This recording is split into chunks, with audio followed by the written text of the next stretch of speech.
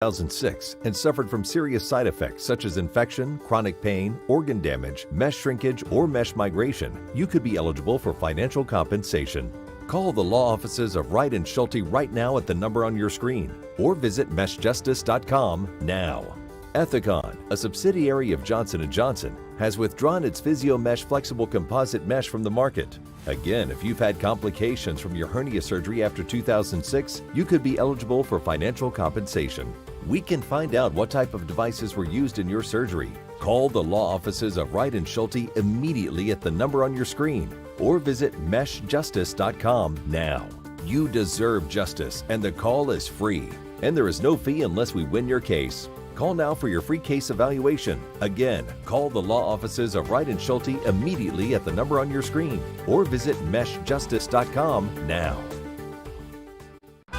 Seniors, are you aware that you could pay less for your car insurance? Seniors can save money on their car insurance. You might save a little, you might save a lot. Maybe hundreds of dollars a year. You might save 5% a year, maybe 10%, 15%, or even more. That's a lot of money. So call right now and find out just how much money you might be able to save. Call 1-800-460-5622, 1-800-460-5622.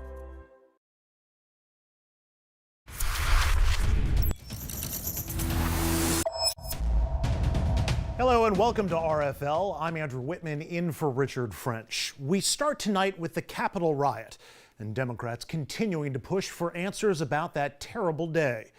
Today, House Democrats announced plans to create a commission to investigate it. Speaker Nancy Pelosi issuing this statement, quote, "It is imperative that we seek the truth of what happened on January 6th with an independent, bipartisan 9/11 type commission to examine and report upon the facts, causes, and security relating to the terrorist mob attack." Worth noting that House Minority Leader Kevin McCarthy has not agreed to anything, at least not yet, but at least there are signs of progress. Meanwhile, House Republicans have appointed a replacement for Liz Cheney in their leadership ranks, as many of them continue to rewrite the history of the attack on the Capitol.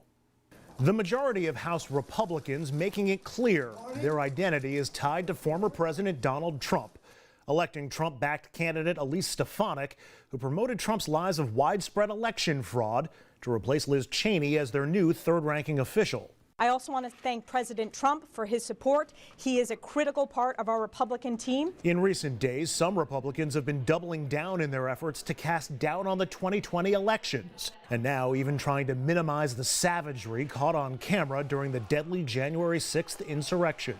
There was no insurrection, and to call it an insurrection, in my opinion, is a bold-faced lie. I don't know on a normal day around here when people are threatening to hang the Vice President of the United States. Multiple videos captured that day show rioters breaking into the Capitol, attacking officers, and calling for the heads of the Vice President. Where are you, Nancy? We're looking for you. And Speaker of the House, Nancy Pelosi. D.C. Metro Police Officer Michael Fanone, who was beaten with a flagpole and suffered a heart attack, telling CNN he and other officers were absolutely traumatized by the attempt to rewrite history. You know, this isn't about, the political future of one party. This is about right and wrong. This week, the Justice Department made another arrest in their federal case, Christopher Warnagiris. Prosecutors say he's seen here in the jacket and military backpack, now identified by prosecutors as the first active duty military officer to be charged in the deadly January 6th attack on the Capitol. Prosecutors say the 20-year Marine Corps veteran defied orders and violently pushed and resisted Capitol police officers as he entered the building during the insurrection.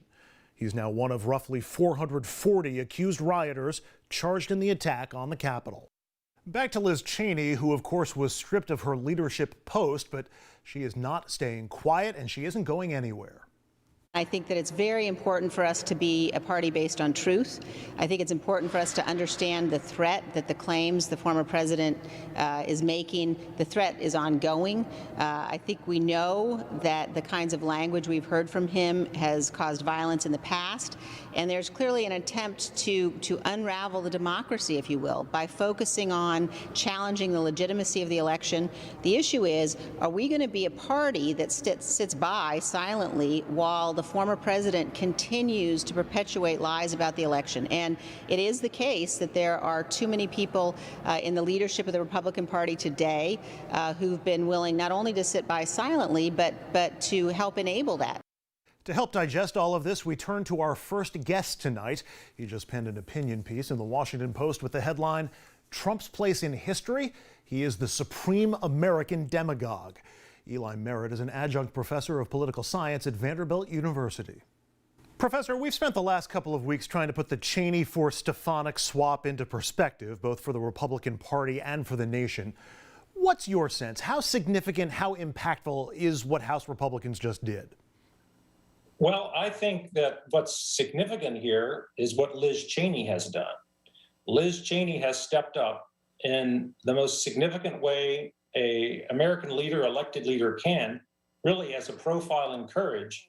I have recently done an analysis of JFK's book, Profile in Courage, and she really meets the criteria. She is stepping up for our constitutional democracy, and she is stepping up for truth. And this is the glue that holds our constitutional democracy together. And so that's what's on my radar and what I think we should be celebrating really now. And we've certainly been trying to do that, but it does seem like she's been doing so in something of a vacuum in Republican circles.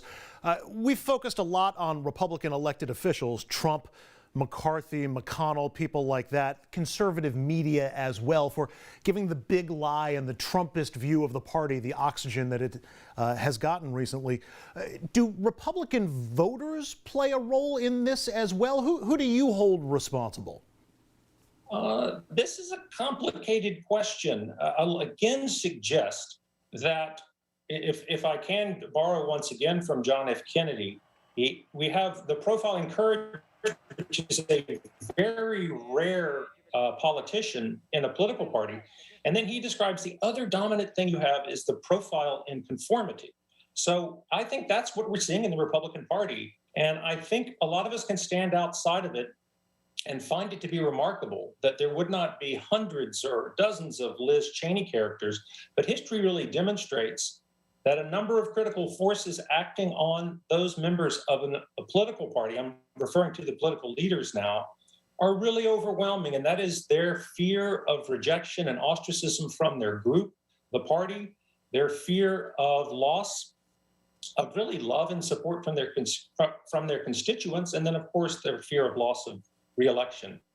I don't hold the voters responsible because we elect elected officials to be leaders. And the first and foremost part of being a leader is adhering to the truth.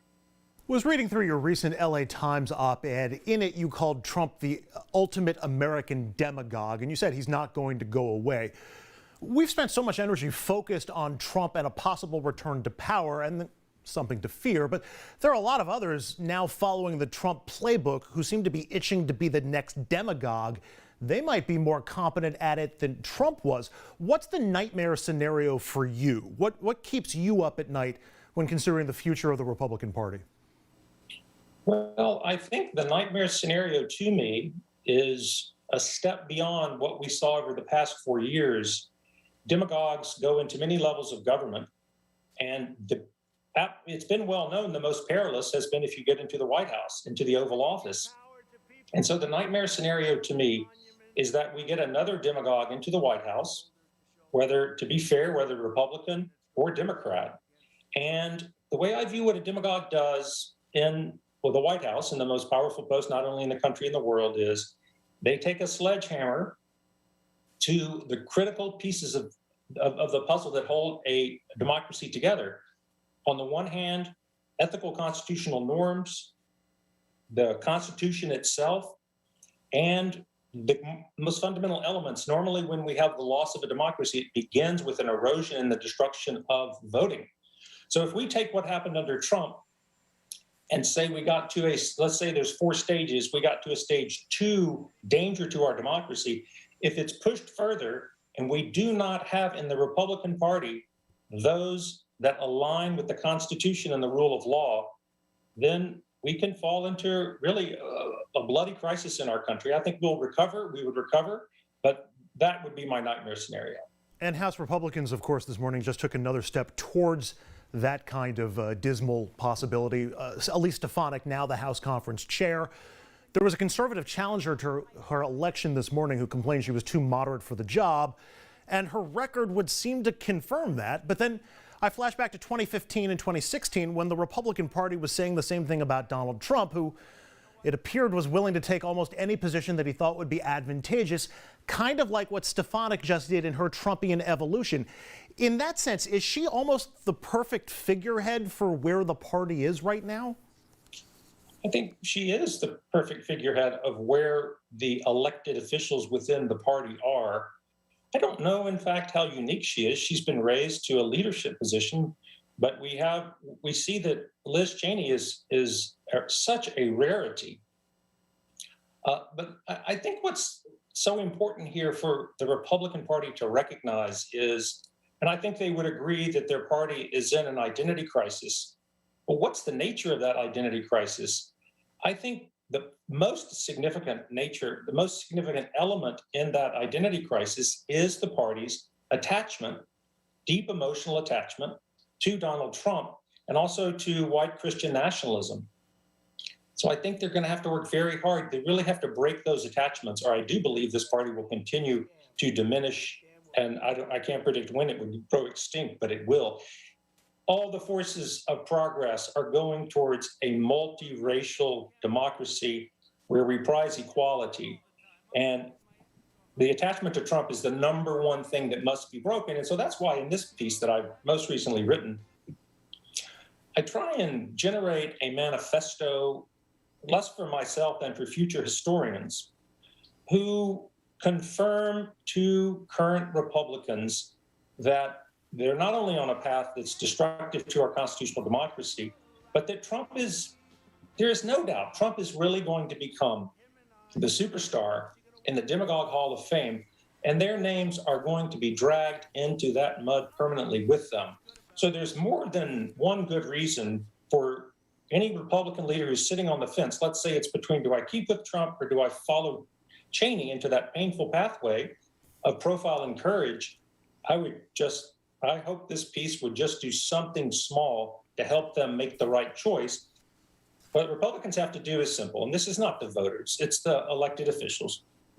They have to abandon Trump and find an independent force forward for themselves of conscience and of the highest valuation placed on our Constitution, the rule of law, and truth. Eli Merritt, Adjunct Assistant Professor of Political Science at Vanderbilt University. Professor, really appreciate it. Thank you. Thank you very much. And up next on RFL, the CDC eases rules about masks for vaccinated Americans as the FDA approves vaccines for kids. But people still have a ton of questions about COVID and what they should still be doing to stop the spread. After the break, a top doctor from Johns Hopkins joins us with answers. When you fall and can't get help, you will lie on the floor for hours or days in constant, terrible anguish, which often results in a tragic outcome. But with Life Alert, one touch of a button can get you help fast. Don't worry, help is on the way. With any of Life Alert's 3 emergency systems, help can be summoned immediately, whether at home, I've fallen and I can't get up. in the bathroom, I've fallen in the shower. or on the go. Help! I'm in the park and I can't get up. And batteries never need charging. Life Alert saves a life every 11 minutes. For a free Life Alert brochure, call 1-800-215-6582. That's 1-800-215-6582. Call now. 1-800-215-6582. I struggled to stand for a shower, and after falling in the tub, I felt it was only a matter of time before I broke a hip. If you worry about the risk of an accidental fall getting in or out of the bath, could a walk-in tub be right for you? Search Consumer Affairs Walk-in Tubs to find great deals, like a free shower package upgrade. Once you turn 60, you have to realize there are limitations, whether you want to admit it or not. My walk-in tub has helped me to continue to enjoy a much better quality of life.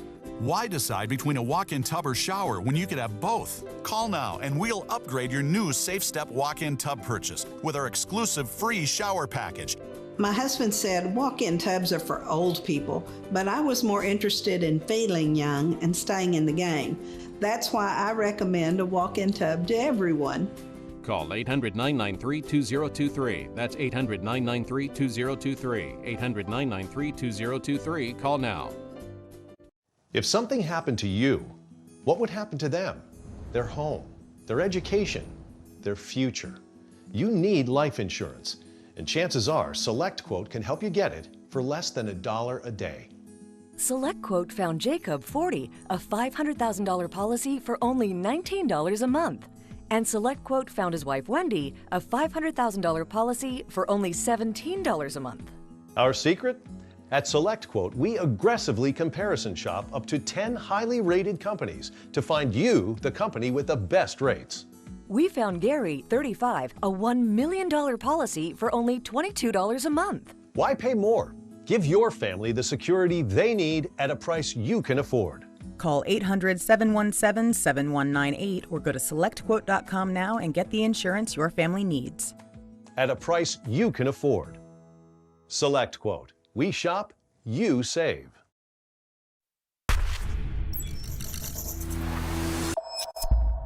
Yesterday's big announcement from the CDC that vaccinated Americans can shed their masks in most situations is helping everyone get just that much closer to normal, but people still have lots of questions. As millions of vaccinated Americans begin a mostly maskless life, an air of excitement from coast to coast. I'm ready to rip it off. Thank God we're free. The CDC releasing new guidance saying fully vaccinated people can ditch the face coverings and stop social distancing in most cases, with COVID-19 numbers going down across much of the country. I see this as a brand new day. I'm excited to put away my mask, to go out and engage with friends and others like I used to. But still a lot of questions and some hesitancy. The question in my mind is when? What's the right time? And this feels premature. There are exceptions. The CDC saying everyone should still wear masks in hospitals, on buses, trains, and planes, and if required by a state, county, tribe, employer, or business. Michigan, just a month ago, facing a surge in COVID cases, now lifting its mask mandate, but a number of states like Massachusetts keeping their policies in place. There are some areas in this country that still have quite low vaccination rates, and so we can't treat it necessarily as uniform, and a lot of those decisions are going to happen at the jurisdictional level. Target and Kroger still requiring face coverings. CVS says it's now reevaluating.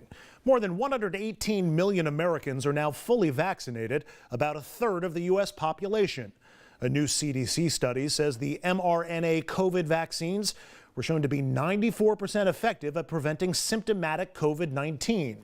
But experts recommend unvaccinated people, including children, still wear masks indoors and in certain outdoor situations. And for even more answers, we turn to our next guest, Dr. Amish Adalja. He is a senior scholar at the Johns Hopkins University Center for Health Security. He's also an emergency medical physician. Dr. Adalja, let's start with the obvious questions. On Wednesday, fully vaccinated people had to mask up anytime they were indoors and around other people. As of Thursday, they don't. What changed? What changed is the CDC issued new guidance that really reflected the state-of-the-art data that we're seeing with the real-world impact of these vaccines as well as clinical trial data. Many of us had pushed the CDC to be bold and to be aggressive and to take that action earlier, but it's better late than never, and I think it really is a concretization of how these vaccines have the ability to change your life. For the better part of a year, we've been hearing about herd immunity as the goal, but even with the vaccines, we're really nowhere near that point, and more experts are saying that we may never get there. That's got some people worrying that we might be moving too fast on this. How would you respond?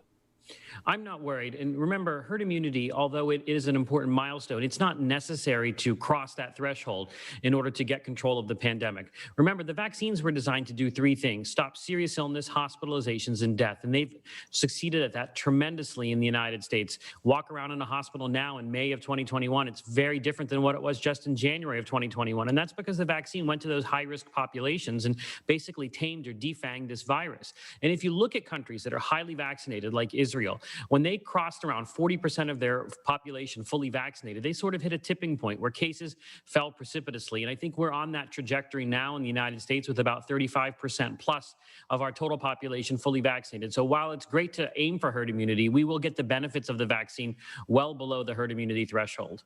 As you mentioned, the percentage of people fully vaccinated in the U.S. is around 36%. That means about 64% of the country isn't vaccinated yet. And of course, there'll be no way to know if you're standing next to someone who's unmasked and unvaccinated. Now, I get that's going to be a bigger danger to the unvaccinated person than the vaccinated one, but is there still danger for the vaccinated person in that example? No, if you are a fully vaccinated person, you really don't need to fear COVID-19. The virus is going to treat you very differently because you've been fully vaccinated, and that's why people can treat you differently. So you should not have any fear of other people that might not be unvaccinated if you're fully vaccinated. So what should the mitigating factors be in the decision-making process for vaccinated Americans as they decide what to do in public and whether to wear masks or not? I would tell them to go back to as much of their pre-pandemic habits as they can. There's going to be certain places where they still require masks because it's going to be hard to imagine, for example, a convenience store clerk to know who's vaccinated or who's not vaccinated. So they'll probably just say all customers need to wear their masks. And the same might be true on public transportation. But in all other settings, if the local regulations, if the private property owner allows you to remove your mask if you're fully vaccinated, I say go for it. We have, of course, heard about some vaccinated people who then test positive. There are 8 players on the Yankees, the comic Bill Maher now among them. Of course, that's going to get people concerned. How do you respond to people who hear about those cases and start to either question the vaccines or the mask policy or both? Well, first of all, you have to remember that when you hear about these reports of breakthrough infections, they get headlines because they are so extremely rare. So the CDC reports about 9,000 breakthrough infections, and that sounds like a large number until you know the denominator is around 100 million people fully vaccinated. So if you do the math on that, it's a decimal point with 4 zeros before you get a number. That is extremely low. So while breakthrough infections might occur, they are unlikely to be clinically significant. Most of them are not even people who have any symptoms. Most of them are not even associated with any level of virus that's contagious to others. So I don't think that following breakthrough infections in this situation, especially ones that have no symptoms at all, makes much sense. And it doesn't really change the value of the vaccines because they are so exceedingly rare that it's something that gets reported because it is so exceedingly rare. The CDC has offered some specific examples of activities that are safe for vaccinated people. Obviously, it's not an exhaustive list. I keep wondering about big indoor events where people are going to be vocal. Arenas during basketball and hockey playoff games, concerts, Broadway shows, big churches, things like that. There's obviously a greater risk with the crowd cheering or singing. If you're vaccinated and masked in those environments or not masked, are there concerns in that kind of environment where you would think there would be an inclination for airborne transmission? Not if you're a fully vaccinated person. I think in those situations, you are going to be safe. Remember, no vaccine is 100%, and the risk can never be zero. We can't put this virus back into bats. But I do think a fully vaccinated person in those types of situations really has little to fear. It's important to remember that we're not going to get to COVID zero. We've got to come up with a way to understand that there is this non-zero risk that's going to be with us now every time we step out the door. And being fully vaccinated gets that risk as low as it possibly can be without being zero. But I think people have to learn that this is now something that's out there, that we aren't going to get to a COVID zero world. And I think it's time for many people to get vaccinated and to get back to their lives. Since we aren't going to know about people's vaccine status, do the new CDC mask rules push you one way or another on the value of vaccine passports or on companies, schools, and other entities requiring vaccinations? I've always been in favor of having an easy way to verify vaccination status for businesses, because I think a business, if they're catering to vaccinated only people, or maybe they have a section that's only vaccinated only, they want to know that really quickly and easily. And I think there should be some innovation around apps and secure ways to verify someone's vaccination status, because a company or a business can go up to a higher capacity if they're dealing with vaccinated people. They can be more lax on social distancing rules if they're dealing with vaccinated people. So I do think that letting private industry be able to come up with innovative solutions to verify someone's vaccination status is going to be something that gets us quicker on the path to normalcy, and also rewards vaccinated people for being vaccinated and no longer being a threat to others. Finally, Dr. Adalja, I want to ask about the single largest block of unvaccinated Americans, children under 12 who still aren't allowed to be vaccinated yet, though we heard from Dr. Fauci. He says that'll probably happen by the end of the year, if not earlier. Having them vaccinated would certainly make decisions easier for parents of younger kids about where they can safely go and what they can do without fear of putting their kids at risk. Of course, other parents are terrified of any sort of vaccine in their kids. How important do you think vaccinating kids is to our overall return to normalcy? And what would you say to frightened parents? So what I would say is that vaccinating children is something that's a good thing to do, because although children are spared from the severe consequences of disease and they're not the major spreaders of infection the way they are with influenza, we've had children's lives disrupted because many parents, even though the risk is very low, have been very risk averse with their children. And children have been out of school for a long time. They've been unable to psychosocially develop as well as they would without this pandemic. So I do think getting them vaccinated makes it easier. And it's not necessarily because the child gets a lot of benefit from the vaccine itself, but it might give parents a peace of mind to kind of loosen the reins on children. It also will push teachers' unions and school boards to stop putting obstacles in the way of in-person schooling. So in that sense, I think that getting children vaccinated makes sense. Although strategically looking, those vaccines would probably be better used if they were going overseas to high-risk individuals in countries that are experiencing major surges. But that's not going to happen. So I do think that these are safe and effective vaccines in children. The side effect profile looks extremely good in those 12 to 15. The efficacy looks really good. We're going to get data on that 6-month to 11-year age group eventually. It's going to take some time, but I suspect that these vaccines will look good in that age group as well, and that age group will be eligible for vaccination. But I think, again, it's not necessary that those children be vaccinated in order for them to get back to their lives, because children are generally spared from severe consequences. But it's been the psychosocial impact on children, I think, that the vaccine really will help counter. Dr. Adalja, really appreciate it. Thanks very much. Thank you. Up next, the job market recovering from the pandemic, but it's slow going. Republicans say that's because federal unemployment aid is too generous, leading would-be workers to stay home. After the break, we'll speak to an expert on the subject who says that's simply not true. This is a national healthcare alert from the 24/7 Diabetic Health Hotline. If you, a family member, or a loved one has diabetes, listen closely. Now, regardless of your age, if you have insurance, you may qualify to receive diabetic testing supplies with little to no out-of-pocket cost. Get free delivery, free information, and all the paperwork is handled by our accredited suppliers for free. Call the 24/7 Diabetic Health Hotline now for details. Toll free at this number. But wait, there's more. If you call right now, you could get a meter upgrade. In addition, we'll give you a free pair of diabetic socks as our special gift to you. Regardless of your age, if you suffer with diabetes and have insurance, you may qualify to get free delivery of your supplies. Call now. We can help. Call 1-800-972-0451. 1-800-972-0451. That's 1-800-972-0451. Call now. For more than 150 years, Brinks has been trusted with keeping your money safe. Now, Brinks introduces the Brinks Money Prepaid MasterCard to help protect what matters most to you. When having confidence that your money is safe matters most, Brinks can help. I trust Brinks to help me do the right things with my money, and my family trusts me. When having control of your money matters most, you can trust Brinks. Just load money onto your card account or use direct deposit. Direct deposit puts our money in our hands faster than a paper check. And Brinks helps us spend responsibly. We can track our purchases and pay bills online. Call now or go online to order your Brinks Money Prepaid MasterCard. There's no credit check and no cost to order. And with a qualifying direct deposit, we'll upgrade you to Brinks Preferred, including a savings account that can earn up to a 5% annual percentage yield. Call 1-800-948-5902. right now to order your Brinks Money prepaid MasterCard. There's no cost to order. Call now.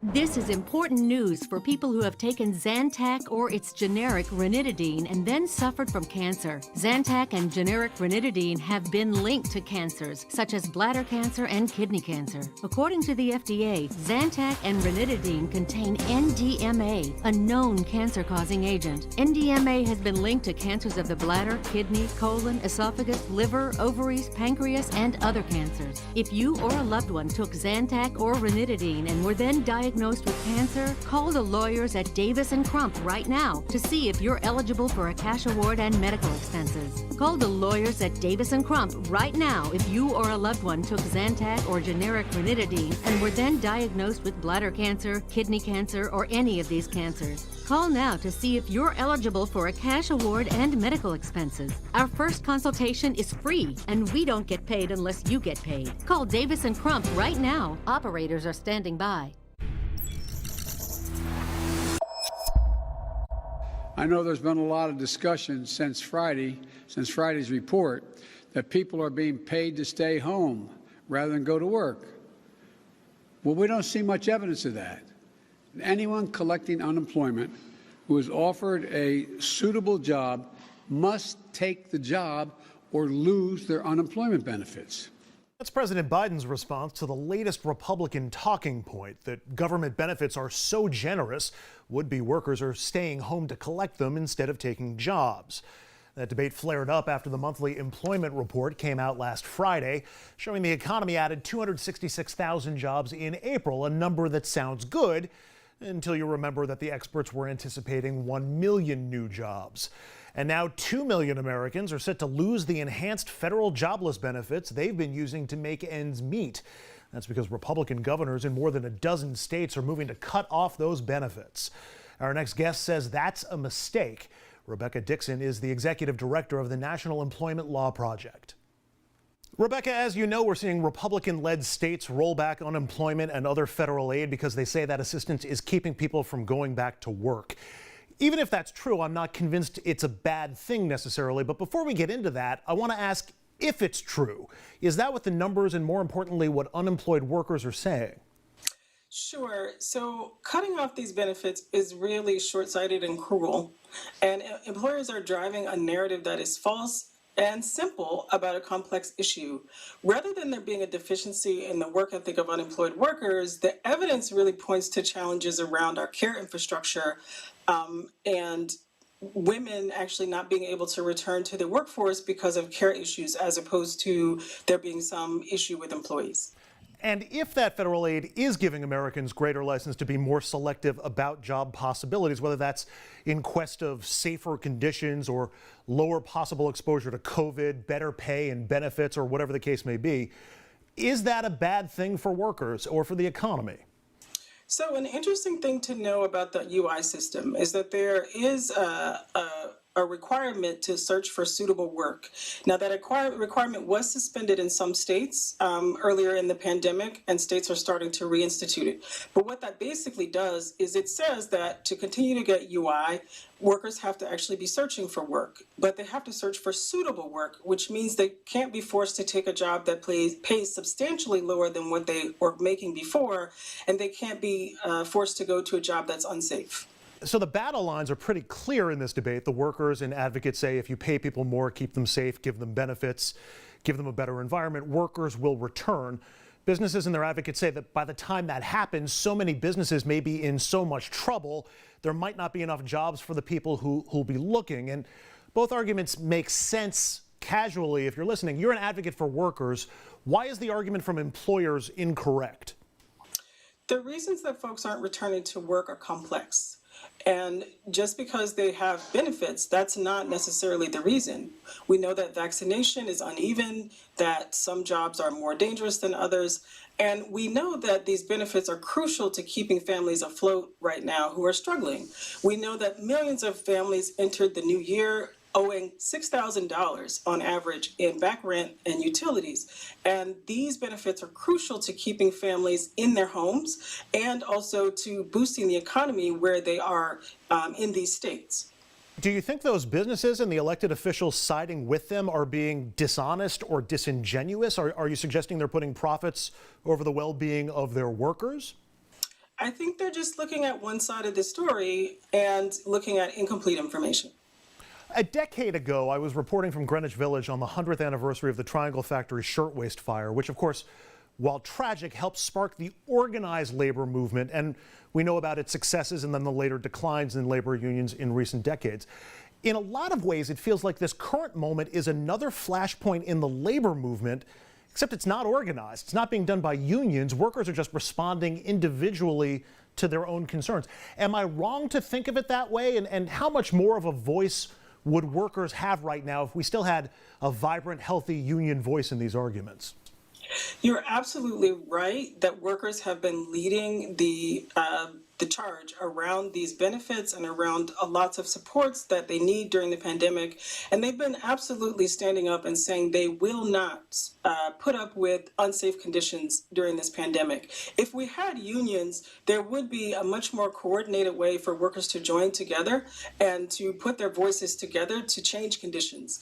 And so what we're seeing is a response to this moment and shift in our labor market where workers are actually reconsidering whether they want to work in low-paid jobs that have insecure hours where you don't know how many hours you're going to work from week to week, and they're actually looking for jobs in different industries that provide better benefits and better pay, and that's good for the economy.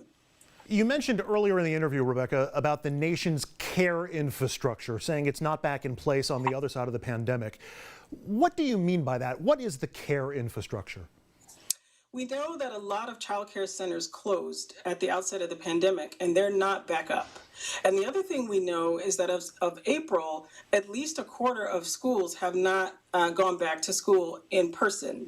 So we know that women are the ones who are doing the lion's share of the caregiving work, and they're the ones that we saw in the last jobs report that were not returning to the labor force. So we saw an uptick in jobs and returning to jobs in the industries where the employers are complaining. So leisure and hospitality actually saw a huge uptick in jobs in the last month, but those jobs went to men, and that's what points to the care infrastructure being something that's stopping women from getting back in. I also keep thinking about health care. So many Americans over the past year have had to face both a public health crisis, which then has often become an individual medical crisis, without health insurance that's so often tethered to employment in the U.S. system. I keep wondering why we haven't had more of a robust debate this past year about decoupling health coverage from employment. I'm curious your thoughts.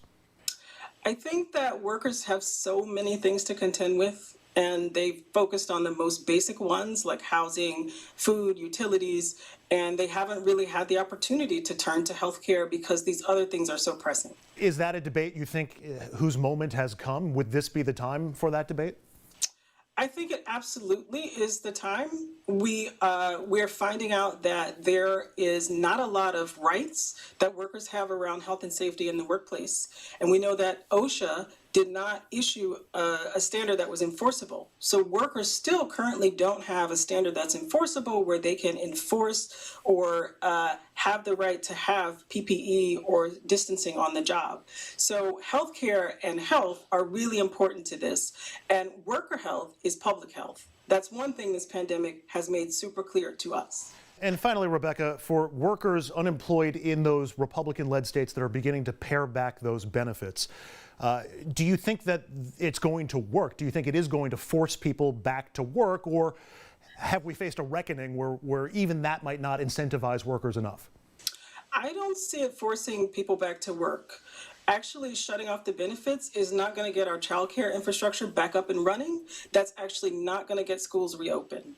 So we're actually aiming our fire at the wrong thing. Rebecca Dixon is the executive director of the National Employment Law Project. Rebecca, I appreciate it. Thanks so much. Thank you. And up next on RFL, the pipeline is back online, but does that mean gas lines and higher prices are a thing of the past? After the break, the very latest on the cyber attack that disturbs supply for tens of millions of Americans.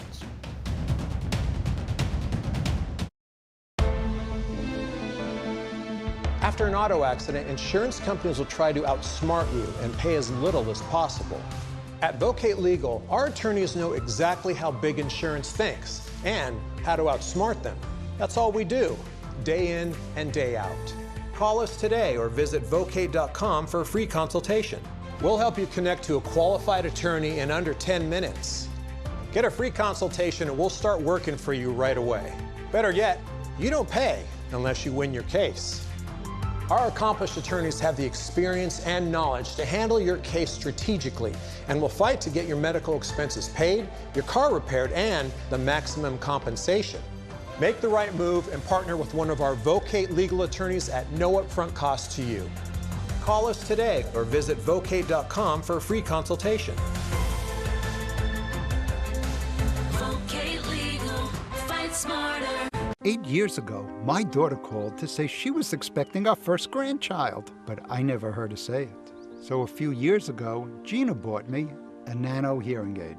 And now I love hearing Ryan call me Papa. And at only $297 for a full pair, they make a great gift for someone you know. Plus, call now and order one hearing aid, and Nano will give you a second absolutely free. Call 1-800-238-2857. IRS, open up. The IRS is the most feared agency in the country and has the power to seize assets, garnish wages, and even put you in jail for back taxes and unfiled tax returns. Don't be a victim. Call Kick IRS right now and let us kick those IRS problems out of your life once and for all. Our powerful team of tax experts will fight hard for you and will not stop until we've resolved your tax problems on your terms. And if you qualify, we may even reduce or eliminate your tax debt altogether. No more sleepless nights wondering when the IRS is going to come after you. Take control of your tax problems today and make the phone call. We have an A rating with a Better Business Bureau, and we offer a 100% written guarantee, so there's nothing to lose and everything to gain. The consultation is free and the phone call is free. So pick up the phone right now and kick those IRS problems out of your life once and for all. Call 1-800-284-0468 to get the tax help you need today. Again, that's 1-800-284-0468 or go to kickirs.net.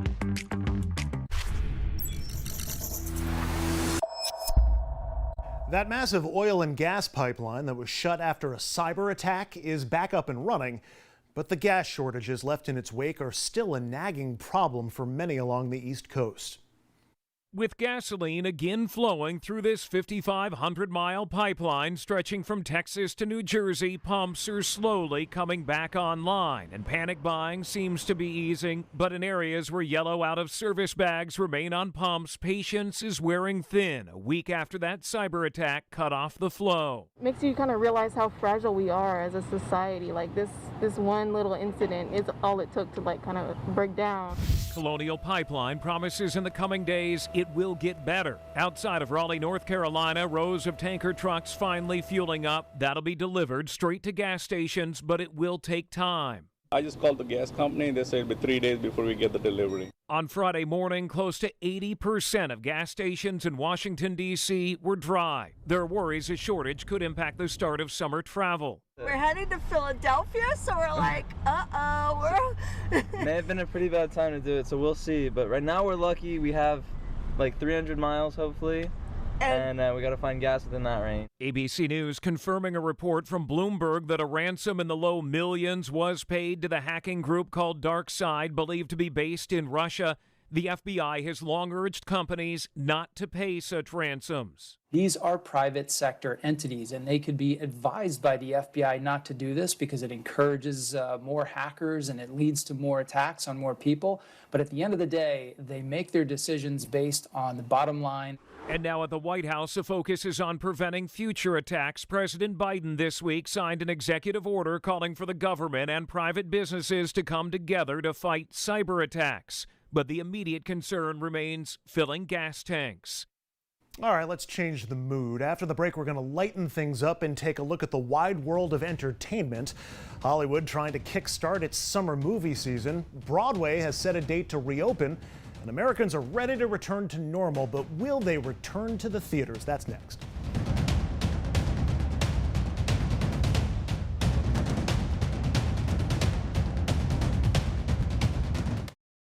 Villains, robbers, bandits, crooks, they're all over your TV screen. But the biggest thieves are behind your screen. I'm talking about the cable companies. They charge monthly subscriptions, fees, rentals, and force you to take long-term contracts. Well, it's time to say goodbye to the cable guy, because now you can watch 4K Ultra HD broadcast TV for free. Introducing Clear TV's new 4K Ultra HD design, the Premium HD. Just plug it into your TV and start watching for free. You will instantly receive top-rated network shows, local news and weather, sporting events, and even Ultra HD 4K broadcast shows, all for free. Thanks to federal government mandate, all broadcasters are required to transmit a digital TV signal through the airwaves. The new Premium Clear TV lets you bypass cable or satellite to bring network and 4K broadcast shows directly to your television. Retract the antenna to keep it small or extend them for maximum reception. Setup was so easy. I took my Clear TV antenna, plugged it into the back of the TV, and now I can watch my favorite broadcast channels anywhere in the house for free. We're just off the coast here in the Gulf of Mexico receiving free network broadcast HD TV. Imagine all the free shows you'll receive at home. Basic cable and satellite services can cost you up to $80 a month. That's $960 a year and almost $10,000 over a 10-year period. Watch TV in as many rooms as you like with no additional monthly fees. Stop spending money you don't have to spend. Call or go online now and get your premium Clear TV 4K Ultra HD antenna for only $19.95. It's backed by our 60-day money-back guarantee.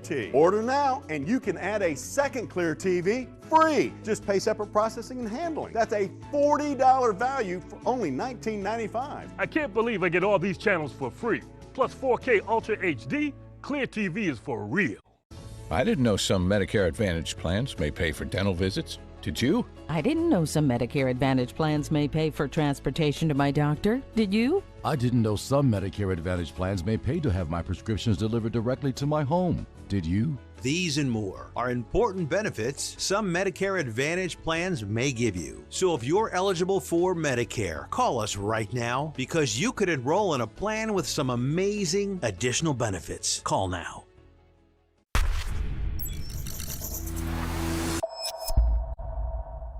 After more than a year of closures, movie theaters are reopening, and there's a full slate of summer blockbusters on tap.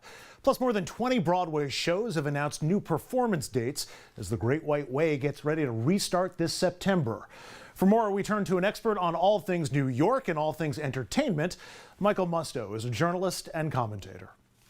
Michael, I actually want to start off book with the return of the Village Voice and your return to it.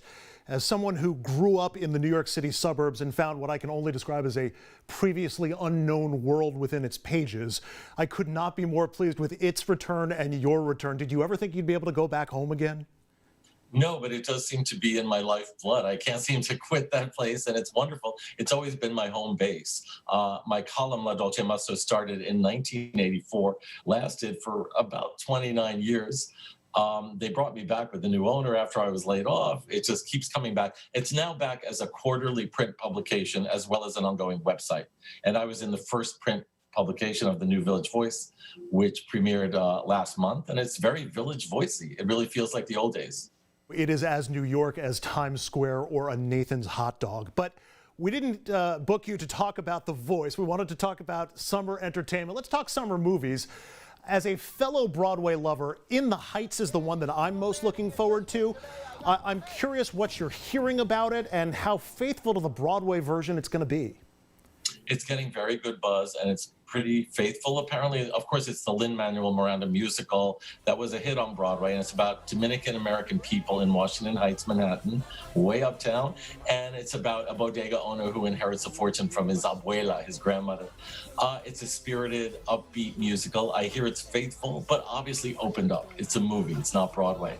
Lots of dancing in the street. It's sort of like West Side Story, which is also coming back, but with nicer people, I think. Nothing wrong about singing about New York, especially uptown in Manhattan. I want to ask you about A Quiet Place Part 2, which is also due this summer. The original was something of a surprise hit, but sequels are tricky. How much enthusiasm do you have for this one? I think it's been enough time since the first one, because of the constant COVID lockdown postponements, that there is a built-in hunger to see this again. I don't want to see it in a theater because people will talk during it, and you don't want talking during A Quiet Place Part 2. But I will see it in a theater because that's the way they want it. And of course, John Krasinski, the director, and his wife in real life, Emily Blunt, they're back on screen, and it's about the Abbott family once again running from these creatures with very fine hearing. Yeah, if only we could turn part of our politics into A Quiet Place Part 2. It would certainly make my life a lot easier. Other movies that are coming this summer include Black Widow and Cruella. I admit I am not in the loop on either of them. What do I need to know? Black Widow, of course, is opening on July 9th. It's one of those Marvel movies. Scarlett Johansson reprises her role of Natasha Romanoff, the ex-KGB assassin, and it picks up where Captain America Civil War, where that left off, and Natasha is on the run, and it's Rachel Weisz is in it, as well as Florence Pugh, who was in Little Women. She was Academy Award nominated. So it seems like a pretty A-list Marvel film. It's a guaranteed box office smash. And then, of course, Cruella has Emma Stone as Cruella de Vil, who we originally saw in an animated film. Then it was live action with Glenn Close. Then it was a sequel. Now this is sort of like a prequel, whereas how did Cruella become so mean? How did this fashion designer develop a taste for the hides of Dalmatian dogs? And her antagonist is a baroness played by the other Emma Thompson. I think it looks pretty good. I mean, to me, Glenn Close is the ultimate Cruella, but Emma Stone is certainly capable. I'm with you on the Marvel movies. Sometimes I feel like I need a flow chart to keep all of the characters and the stories in order, but they seem to be sticking pretty tightly to the universe they've built. They pretty much control Hollywood, let's face it. Yeah. They recycle the same superheroes in different costumes, and it always makes a lot of money. I tend to avoid them, but I know there's a taste for them. You touched on this, Michael, when you were talking about A Quiet Place Part 2, about where people are going to see these movies. How hard do you think Hollywood's going to be pushing for a return to theaters? And do you think the big hits of the summer will also be available to stream just as they were through the pandemic? A lot of them will be available on streaming networks. There's a movie called Woman in the Window opening tomorrow on Netflix. Obviously, Netflix is still going to be very viable as a source, as well as other streaming services. But a lot of the studios really want you to go out into the movie theaters and see it. Get vaccinated again, and go to the theater.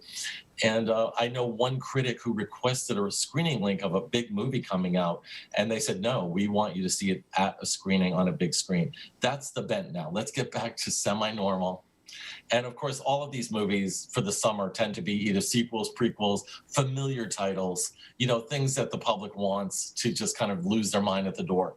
So it is the kind of experience where you're going to want to get your popcorn, get your soda, sit with the public within the safe precautions and the new rules. But let's get back to movie theaters. I know I'm itching to go there. Wanted to ask you about the Golden Globes. NBC just announced they're not going to broadcast next year because of serious problems with the Hollywood Foreign Press Association. Those problems, though, Michael, aren't exactly new. Why did NBC act now, and what's your reaction to NBC's decision not to air them? I think it was a great decision. Somebody said, well, give the Golden Globes time. Well, the Golden Globes have been around for 77 years. The head of the Golden Globes, who just stepped down because he put a racist tweet about Black Lives Matter being a terrorist organization, which he then took down, he was a big problem. The fact that there's zero diversity in the organization and the voting is ridiculous. And this year, I thought, there had to be more shady stuff going on than usual, because usually they predict at least 2 or 3 out of the 4 acting Oscars. This year, they only predicted 1, supporting actor Daniel Kaluuya. So there was something a little fishy about the way they choose their winners. So whatever credibility they had built up from the year when Pia Zadora won Best Newcomer has been shattered. And I think it's a great time for NBC to say, get your stuff together, folks, get diversity, get credibility, and then maybe we'll take you back. I did not expect a Pia Zadora reference to pop up during this interview, Michael. Thank you. And speaking of our beloved Glenn Close, Pia Zadora beat Glenn Close for the award. One of these days, Michael, you and I are going to run into each other at a Broadway theater. Broadway is coming back in September. I know you're a big fan. I am as well. Most of the big hits have announced their reopenings, but the theater needs at least 80% of seats to be filled and probably more to sustain. And I don't know if that's going to happen. How do you think Broadway responds, and do you see it rebounding to where it was before COVID? Well, I noticed that Mayor de Blasio and Governor Cuomo both said different things about when New York could reopen, but they were way before the fall. Broadway waited till the fall. They're waiting till September to start performances again. And I think that's a good time to start it again. And I think people are hungry to be back in a Broadway theater as well as a movie theater. And there are going to be approximately 30 shows opening by the end of the year. Some of them are reopening. Some of them are shows that were kind of in previews or they were already opened and they had to pull the plug and now they're back. They're getting back in shape. They're relearning their lines. I think a lot of them are going to do over 80% because people are going to start coming back to New York. It's the place to be. It's the place to reignite your excitement for life. It's the place for culture. And I don't think you're going to see a lot of empty seats for a lot of these shows. Yeah, even if Cats comes back. Well, slow down. Let's hope Cats doesn't come back. Finally, Michael, this is definitely more your bailiwick than mine. New York City nightlife. If I've learned anything about nightlife in the city, and that is certainly questionable, it's that it's like money in politics. It will always find a way to get there. Or will it? Will nightlife in the city be back to where it was, you think? I'm always bad at predicting, but I'm seriously predicting this time a return to the roaring 20s. People are itching for up in your face, up in your grill, social interaction again. And we have so many, sadly enough, empty spaces in Manhattan that I think people are going to take them over and turn them into dance clubs and lounges and all kinds of night spots. I already know of 2 gay clubs that are opening in Hell's Kitchen in the fall that weren't there before. So even though there's some detritus and some places had to shutter, there's going to be a renewed explosion of nightlife. And I'm excited because all the dance clubs and everything had moved to Brooklyn, which is fine. I'm from Brooklyn. It does count. But I live in Manhattan and I want stuff at my doorstep. And I think it's going to be real fun again. I think it's going to be a lot of dancing, drinking, in my case, diet soda. But there's going to be reason to celebrate again. And there are going to be places to celebrate at. And hopefully that's the only itching that comes from New York City nightlife. I apologize. I couldn't resist. Well, if Cats comes back, I am allergic. I am allergic. Scratching and itching. Entertainment reporter and Village Voice Phoenix, Michael Musto. Michael, it's great talking to you. As always, thank you so much. Thanks for having me. We'll be back to wrap up RFL for the week right after this. Mary and Shirley both need oxygen. Shirley lost her freedom the day she went on oxygen, but Mary has the ultra-compact Inogen 1 G4 oxygen concentrator from Inogen. It's the smallest and lightest model we've ever made. Shirley is forced to miss out on everyday activities. Mary fully enjoys her life. Shirley has to wait for tank deliveries and worries about running out of oxygen. But Mary's Inogen 1 G4 makes its own oxygen, so she'll always have the oxygen she needs anytime, anywhere. Shirley finally listened to Mary and now has more freedom too. It's time for you to reclaim your freedom and independence with the Inogen 1 G4. Act now to start your 30-day risk-free trial. This is a limited time offer, so don't wait and don't accept substitutions. The sooner you call, the sooner you can say goodbye to heavy oxygen tanks for good and reclaim the freedom and independence you deserve. Call now for your 30-day risk-free trial. Call 800-462-8146. That's 800-462-8146. This is important news for people who took certain drugs for HIV and then suffered serious injury to their kidneys or bones. If you or a loved one took Truvada, Variad, Atroplus, Stribild, or Complera and were then diagnosed with kidney disease, kidney failure, bone fractures, bone density loss, or softening of the bones, call Davis & Crump right now to see if you're eligible for a cash award and medical expenses. Our first consultation is free and we don't get paid unless you get paid. Call Davis & Crump right now. Operators are standing by. For as long as we've existed, Boys and Girls Clubs has always been about coming together to support the families of our communities and do whatever it takes to give every kid a chance at a great future. But we're going through a challenging time right now.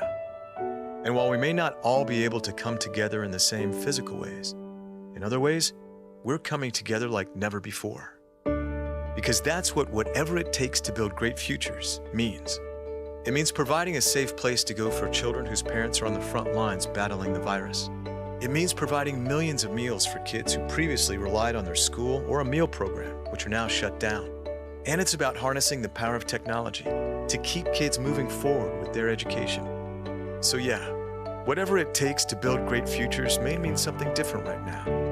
But whatever it is, that's exactly what we're going to keep doing.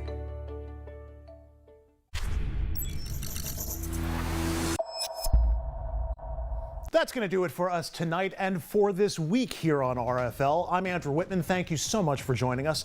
We'll see you back here Monday night at 6 p.m. Eastern. Have a great weekend.